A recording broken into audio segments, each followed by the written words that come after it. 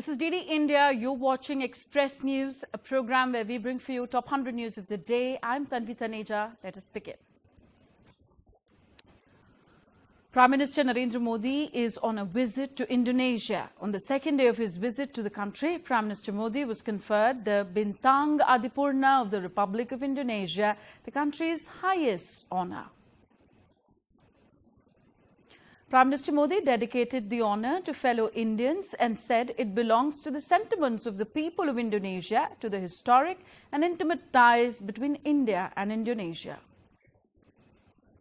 Earlier, Prime Minister Modi received a grand ceremonial welcome in Jakarta on Tuesday, marking the commencement of his diplomatic engagements on the second day of his visit.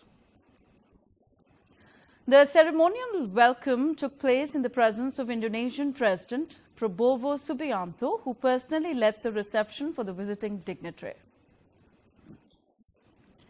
Demonstrating the close personal rapport between the two dignitaries, Prime Minister Modi and President Subianto shared a warm hug upon meeting. Prime Minister Modi also received an enthusiastic and heartwarming welcome from children during his visit to Indonesia. Prime Minister Modi also signed the visitor's book at the Istana Merdeka, the presidential palace of Indonesia.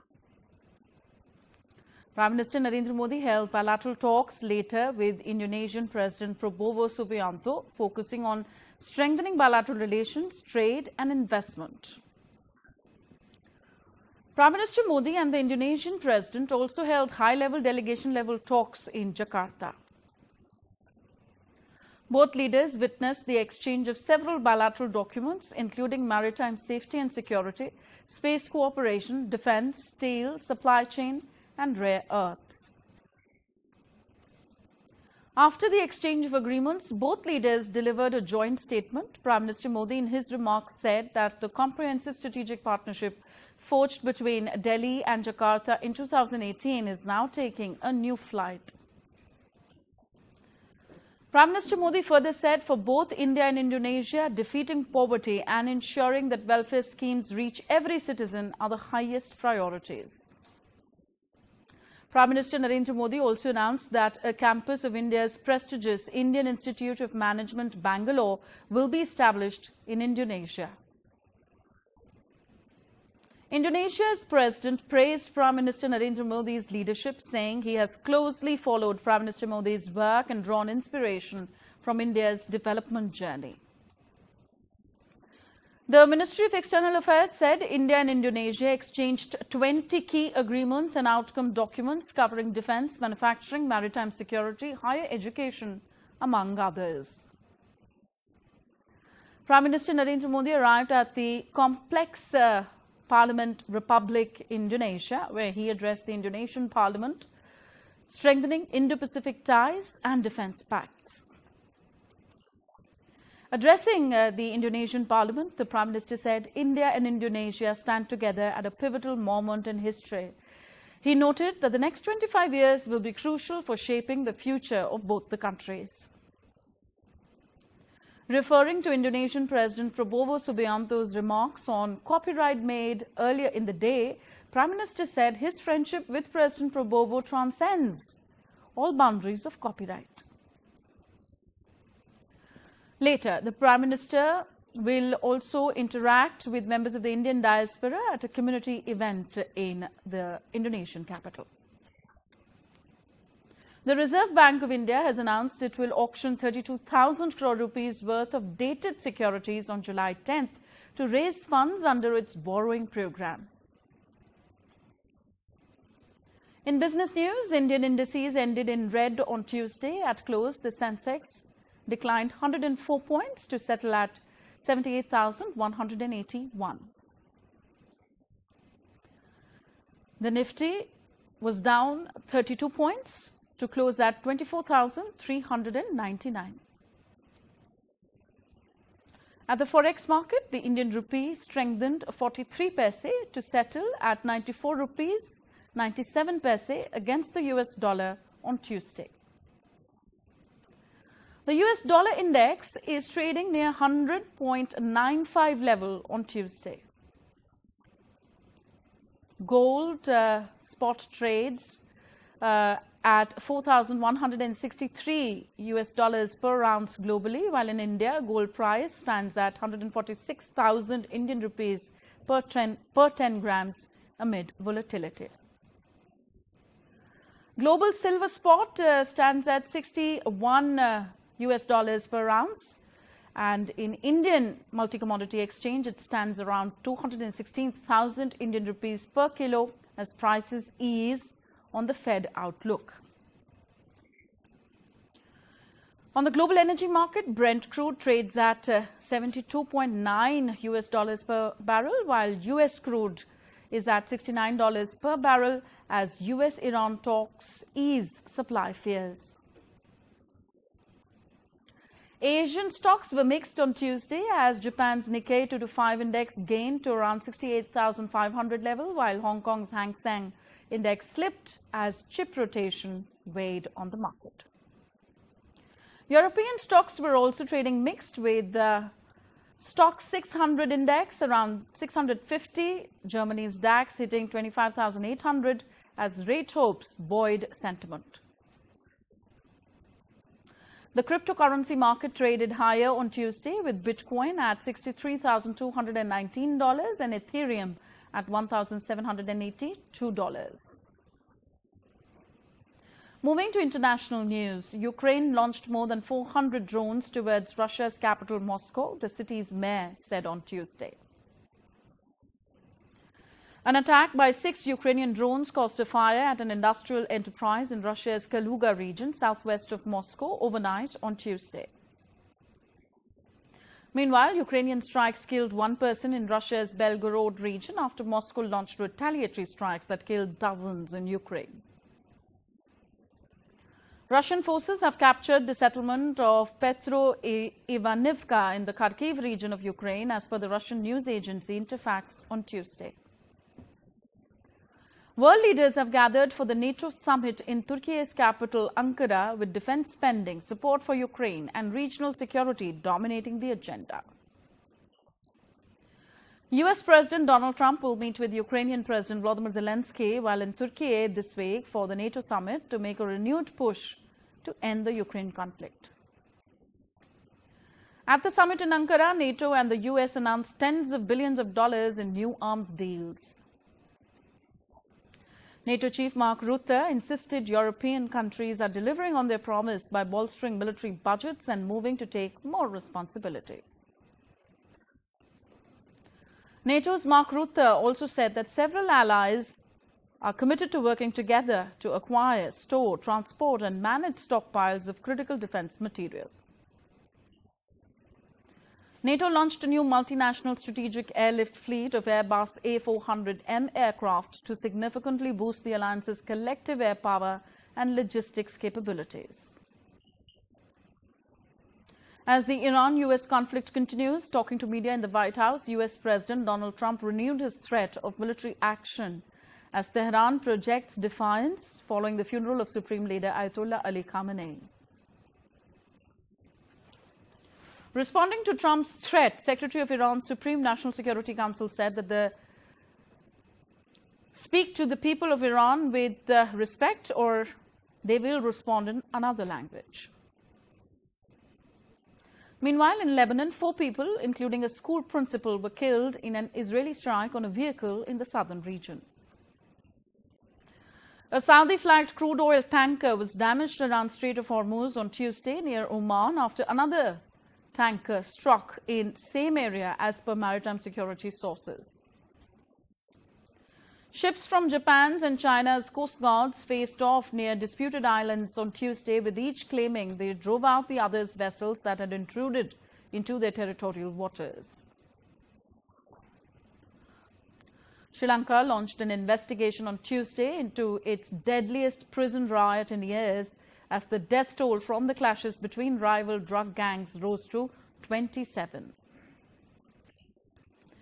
The World Health Organization has said that the Ebola outbreak is still in the expansion phase and that the outbreak in Congo has not yet stabilized, with transmission fueled by population movement. We're heading for a short break here on Express News. We'll be back in just a bit. Stay tuned to DD India.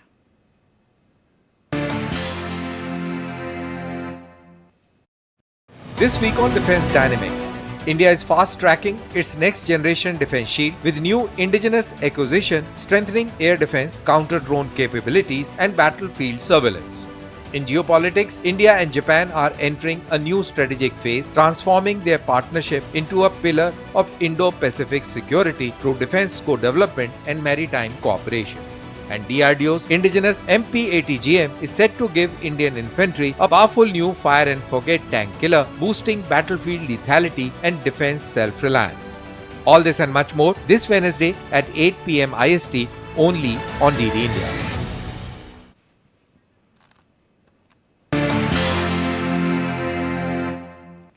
Welcome back. You're watching Express News. I am Tanvi Taneja. Let's resume. Onto the weather front now. A landslide triggered by heavy rain struck Kerala's Wayanad on the tunnel road project connecting Malappuram and Wayanad districts. The India Meteorological Department has forecast widespread rain and thunder showers across Kerala until July 12th, even as the southwest monsoon weakens over the state. A yellow alert has been issued for Malappuram, Kozhikode, Wayanad, Kannur and Kasaragod, where heavy rainfall is expected over the next 24 hours. Light to moderate rainfall is expected at isolated places over Delhi, Haryana, Chandigarh, parts of the northeast, Odisha, Punjab and Uttar Pradesh. Heavy rainfall is also likely over parts of Arunachal Pradesh, Bihar, Chhattisgarh, East Rajasthan, Himachal Pradesh, interior Karnataka, Madhya Pradesh, Sub-Himalayan West Bengal and Sikkim. The IMD has forecast heavy rainfall over parts of coastal Karnataka, Gujarat, Konkan and Goa and Madhya Maharashtra. Maharashtra faces heavy monsoon rains as IMD issues alerts for floods, landslides and waterlogging.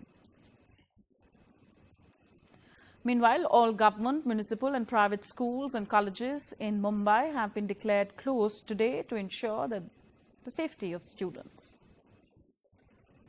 Residents of the eastern Spanish village of Ozeba took shelter in the nearby town of Sargob after being evacuated because of a wildfire burning close to their homes.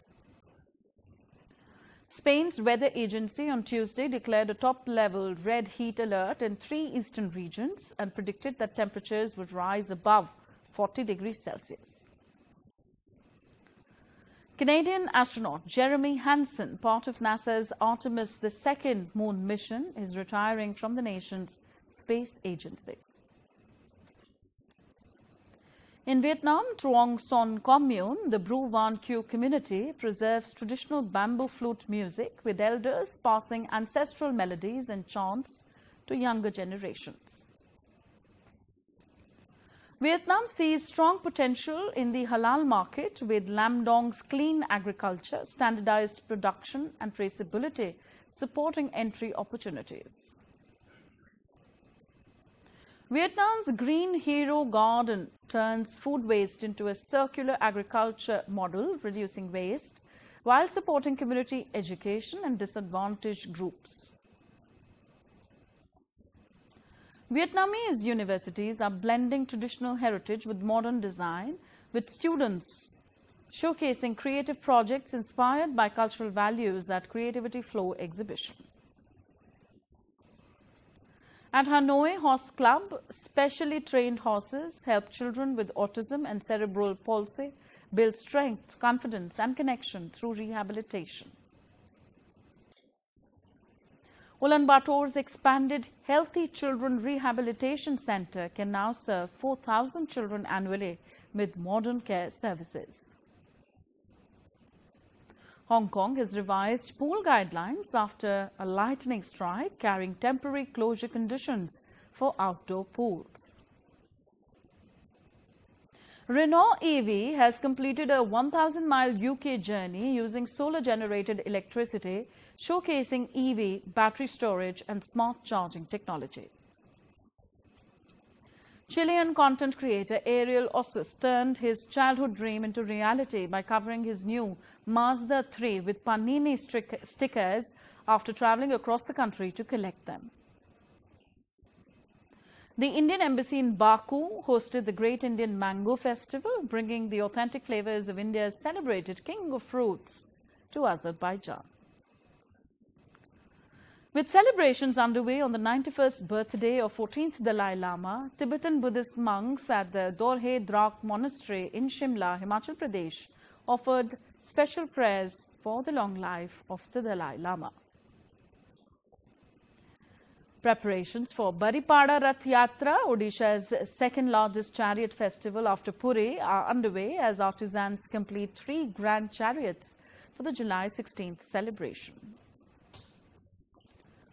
Hyderabad is gearing up for Ganesh Chaturthi, with artisans working round the clock to give final touches to Lord Ganesh idols. Delhi Chief Minister Rekha Gupta and Union Home Minister Amit Shah on Tuesday launched a tree plantation drive in R.K. Puram to plant 70 lakh trees. Hollywood actors Rain Spencer and Ariana Greenblatt are set to feature in Little Five. It is set against the backdrop of Indiana University in the early 1980s. Hollywood actor George Clooney will be honoured with the Golden Lion for career achievement at the 83rd Venice International Film Festival. Hollywood actor Colin Woodell is set to feature in new OTT drama series Miron Boliter, based on Harlan Coburn's longest-running book series. Tilly Norwood, the AI actor, is set to star in her first comedy drama feature film titled Misaligned. It is a coming-of-age story infused with existential AI chaos. Hollywood actress Julia Garner will star in the series adaptation of Mikita Brotman true crime book Guilty Creatures. India's Ministry of Information and Broadcasting said Diljit Dosanjh starrer Satluj was released on OTT without completing the required certification process, and it has been taken off OTT hence. Bollywood actress Selena Jaitley is set to essay the role of the Irish-born disciple of Swami Vivekanand, Sister Nivedita, in the biographical drama film on Swami Vivekanand. Kannada actor Ganesh will be next seen in the upcoming mythological fantasy Pinaka, which is helmed by choreographer-turned-director Dhananjay B. Oh My Dog! A new film starring Bollywood actor Pankaj Tripathi is set to release in theatres on July 31st. The animated film Mahaprabhu Jagannath is all set to release on July 17th in Hindi, Odia and Telugu, a day after sacred Jagannath Rath Yatra. And in sports, Spain beat Portugal 1-0 to reach World Cup quarterfinals, with Mikel Merino scoring an injury-time winner. Portugal head coach Roberto Martinez has confirmed he will not continue after his contract expired following the team's World Cup exit, calling the defeat to Spain the end of a cycle. Belgium's Charles de Ketelaere scored twice to take his country into the World Cup quarterfinals, handing co-host United States a 4-1 thrashing in their round of 16. With the exit of the US, all 3 World Cup co-hosts, United States, Canada and Mexico, have been eliminated from FIFA 2026. Defending champions Argentina will take on Egypt with a place in the quarterfinals at stake. Switzerland will lock horns with Colombia with a place in the quarterfinals at stake. Both sides have impressed so far, setting up what is expected to be closely contested encounter. FIFA President Gianni Infantino condemned racist abuse directed at France forward Kylian Mbappe by a Paraguayan politician. In tennis, Britain's Arthur Ferry defeated fellow wildcard Grigor Dimitrov in a dramatic 5-set match to reach the Wimbledon quarterfinals. The 23-year-old will face 9th seed Flavio Cobolli next, as he bids to become only the 5th British man to reach the semi-finals in the Open era. Cobolli continued his strong form by reaching a 2nd straight Wimbledon quarterfinal win over Australian 5th seed Alex de Minaur. Belgian 25th seed Elise Mertens backed up her surprise last 32 win over 2nd seed Elena Rybakina by defeating Mari Boskova. Mertens' maiden Wimbledon quarterfinal will be against Czech 9th seed Linda Noskova, who beat Madison Keys. President of India Draupadi Murmu unveiled the prestigious Durand Cup trophies, marking the beginning of another historic chapter. India will face England in the third T20 in Nottingham today. England won the second T20 by 4 wickets after the first match was washed out. And former Indian cricket team captain Mahendra Singh Dhoni turns 45 today. Popularly known as Captain Cool, Dhoni led India to victory in the ICC T20 World Cup 2007, ICC Cricket World Cup 2011 and ICC Champions Trophy 2013.